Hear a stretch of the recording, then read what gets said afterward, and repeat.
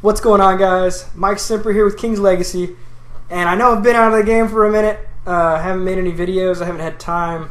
My daughter is born on the 25th of this month, and it's been super crazy hectic. I'm living off of like 2 hours of sleep and no time to like eat or anything like that. I haven't been able to work out. I threw my back out like 2 days ago, and I just want to get back to you guys and start making videos again. So the video today is going to be about what's going to go on in the hospital when you start giving birth, or you're there for the birth, and basically how it feels to be a dad. Let's get into it, guys. Okay, so background story for my little pregnancy situation that happened on the birth. My wife was due on the 22nd. My work knew what was going on. I get a call. It's like the end of the day almost on Monday. You know, we're expecting on Saturday, the 22nd, and it's the 24th. Here we are, Monday, and I'm like, just saying to my buddy, like, hey, I'm probably not gonna have to drive home early. And sure enough, it was like 3:30. My wife calls, and she sounded different, and I was like, it's time, you know. So we start driving back, and he drops me off in my car. I get back. I'm speeding like crazy, like 75 miles an hour to my house, and I get there. And like we had a bag packed, so that's like rule number one: have a bag packed, be ready to go. Just have them accessible. Have like a change of clothes. I would have a change of clothes if I was you. I had to drive back from the hospital, which was like a 45-minute drive, and I still had a bag packed with clothes because I didn't know what was going to be going on. You don't know exactly what's going to happen, you know. So we were just being prepared. I had like snacks in there, like Justin's peanut butter and like pretzels and stuff like that, and couple protein bars.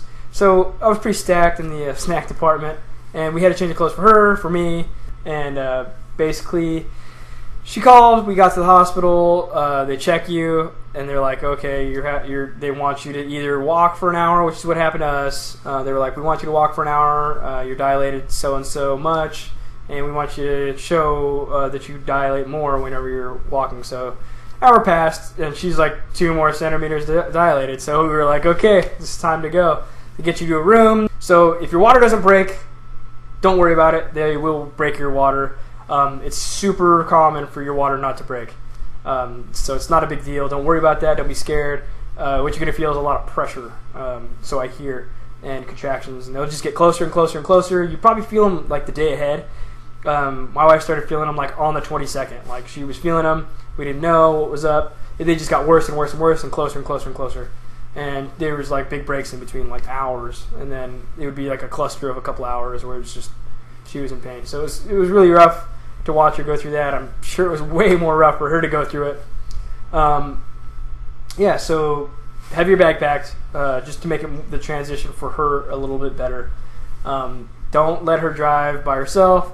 And make sure you call the hospital, even if it's like not their policy. Call them, give them a heads up that you're coming. That way, when you get there, you're not like trying to figure everything out, and the nurses are like, "Oh, we don't know who you are, what's up," and all that good stuff. Because even if you're a patient there, they're gonna want to know why you're there and all that good stuff.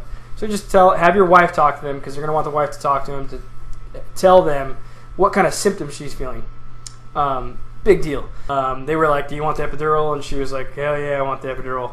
Like, I would totally want that too, because what I saw was pretty brutal. Okay, so I wasn't one of the husbands that stay by the head or passes out or anything like that, well, thank God. For whatever reason, like even when I get shots, I like to watch, so I just wanted to help her and be part of it as much as I could, and I thought the best way I could do it was helping her give birth to our child. So basically, you can hold their legs, coach them through breathing, and you're not drill instructoring them, because they're not going to really be focusing on that, and you don't want to piss them off because they're already going through like the worst pain possible. You're getting something. Imagine something like the size of your fist getting taken out of your pee hole. That's sucky, and it's even bigger for a woman. I mean, just because the vaginal canal is bigger doesn't mean it's like any less painful. So yeah, basically they start doing all that good stuff. And you're ready, you're helping, it's all awesome. They have you push. Every hospital is different, I'm sure. Our thing was 3 hours. They wanted us to do 1 to 3 hours of pushing and labor. So it was basically a couple seconds off. They give you a couple seconds off, and it's time to push again. You push for 10 seconds, deep breath, push again for another 10 seconds. And then you repeat that 3 times, and then you get a little break. So it was painful. You wait for the contractions. So that's your break, is just waiting for the contractions. My wife said that she felt pressure, and whenever she pushed, that's whenever the pressure was relieved. So you're pushing basically towards your butthole, which sounds crazy, but that's totally what it is. You're pushing with all the muscles that you have down there. So that's women. That's what you're looking for. Okay, so men, that's what they're going through. So she pushed for about 3.5 hours, and then it was time to be like, okay, we could do the suction method, which is basically they put a little suction cup, but yay big, and they put that into your vagina onto the baby's head, and that's gonna help kind of get it below the pelvic bone, and they pull really hard, and they could do that 3 times before it's like quits and it's C-section time. So those are your options. You can get in different positions if you want to. You know, I'm sure that they're all really similar, about the same thing. Because even if you go on all fours, you're in the same exact position as you would be if you're laying on your back in the traditional method. So basically, we could see head and still pushing. Tried the head thing 3 times, didn't work. C-section time, which was nice for her. You know, I just felt like it was time to end the suffering. This is about 4 and maybe 45 minutes of pushing and all that craziness that was going on and all that stuff. And they get her in the room. You wait outside. I got dressed up in like scrubs and stuff, which I thought was kind of cool. But I mean, it was just, I knew what was going to be happening, and like we're about to meet our kid, and it was awesome, you know. So we get in there, and they have like this big old freaking thing up and by her head, and like she can only see like this and up. You know, and they want me to just sit there by her, and that's how they have you at this hospital that we went to, which was really awesome. And our doctor is like super cool about it. So basically, he was like, "Yeah, do you want to look and see what's going on?" And I was like, "Yeah, I want to see like I want to see the baby come out, like be one of the first people to see what she looks like." You know, I've been waiting 9 months to see the baby, and I was super pumped. And they pull her out, and they do this like freaking Lion King thing where they like grab her by her butt, and they like put her up like by her neck, like this, and she's just like, you know, all shelled out and stuff. You know, it was kind of like, what the hell? And then they cut the cord after they pinch it off. They pinch it off from inside of her into the placenta, and they pinch that off, snip it, they're both pinched off, obviously. And then they put her in like a little incubator kind of thing after they keep sucking amniotic fluid out. So they're like, "Dad, do you want to go see?" And I'm like, "Yeah, you know, go see my baby." So it was cool. We got to go over there. Baby was already kind of cleaned up, which was cool. Either that or she was just dried out really fast. But I went over there. I saw the baby. They saw her get weighed. I cut the umbilical cord. It was really cool. Went over, brought the baby to my wife, and she got to see the baby for the first time, and I got to hold the baby for the first time. And it was like love at first sight, you know. She was super pretty, and that was like right out of the box. She was just really pretty, and she still is. You know, we're gonna have a video of how to swaddle later, and you guys are gonna be able to meet her. So yeah, you get into your room. They never took the baby away from us until later on. I'll tell you about that right now. So basically, she gets to eat. Dad, you're gonna have to go find food somewhere, cafeteria, or whatever. I was eating like Chick-fil-A and whatnot, which wasn't too crazy. I was up every time since my wife had the C-section. So first like 4 days I was taking care of the baby by myself. My wife would be the one feeding her and stuff like that when she could, but mostly she was just there to recover.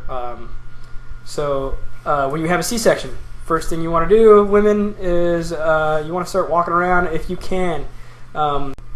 Yeah, so you're going to be walking around in the hallways of the hospital itself.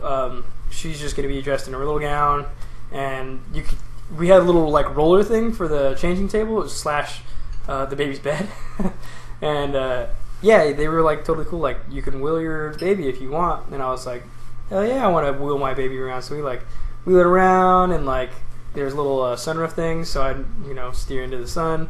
See how the baby reacts to it, get her a little bit of vitamin D and all that stuff, get her a little bit of exposure to the sun, because you're just in a room all the time.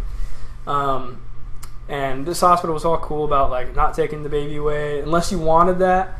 I personally, like, I think me and my wife Evie, we both were like, I don't want to miss any moments with the baby, you know. Yeah, I understand, like, I'm gonna get tired of it, and like she's gonna get tired of it, and it's been 6 days, almost 7 now. Like, the baby's only 6 days old, but I'm exhausted. I know she is. I've got my best friend over here, Death Wish Coffee, and it's just, that's how it is, you know.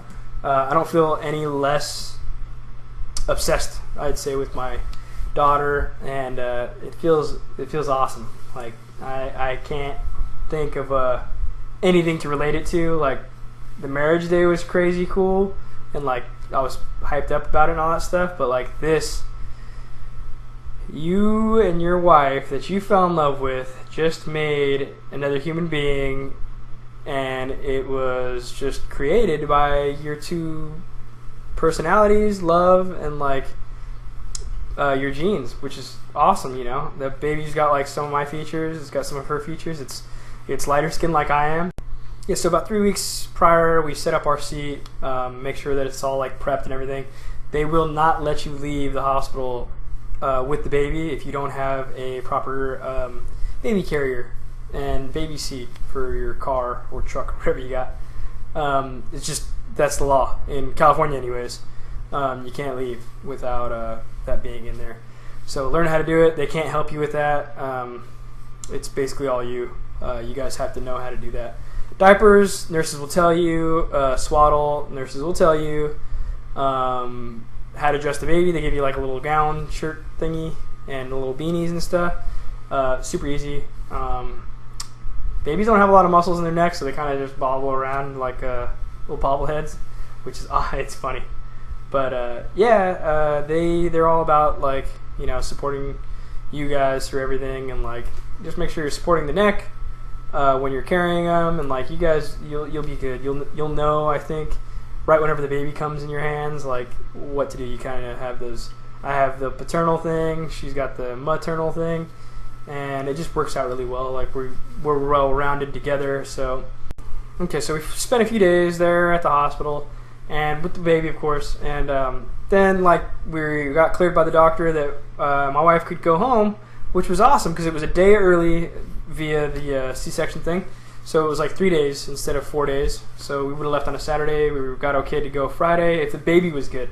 Pediatrician came, checked on my daughter, and she had like a little higher level of jaundice. So all babies have jaundice, little known fact, and it's just they look yellow, and it can be very serious if the jaundice levels are really high. And hers weren't like super crazy high; they were just higher than normal.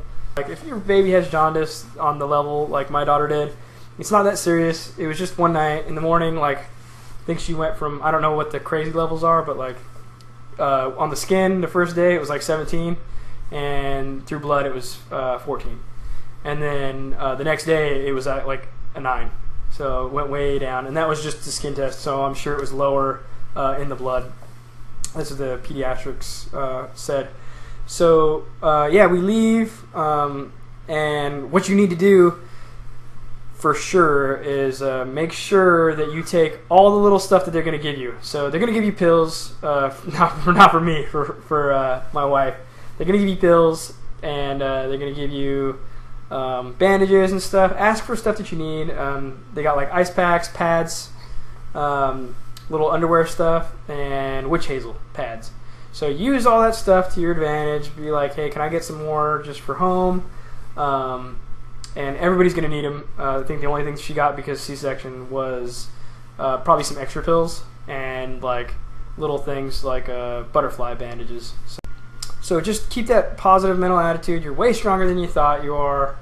And if you stay positive, the reward or the prize or whatever you want to call it, like, it's so worth it, especially for like the women that are doing these freaking marathon pushes for like hours and all that stuff, like my wife had to, and then the suction thing, and then the C-section. Like, she went through the works, and like it was totally worth it. I know she feels the same. You get an awesome prize at the end. It's a cool little gift, little Cracker Jack box. Ooh, I almost forgot. Bring blankets. One for her, one for you. And for her, don't bring your nicest blanket because you could possibly get blood on it. Yay! So yeah, those are like little insights. And yeah, I hope you guys enjoy fatherhood, motherhood as much as I do. And I hope you guys enjoyed my story of like how this all happened and all that good stuff. All right, so like always, Mike Semper with King's Legacy. Have a good day.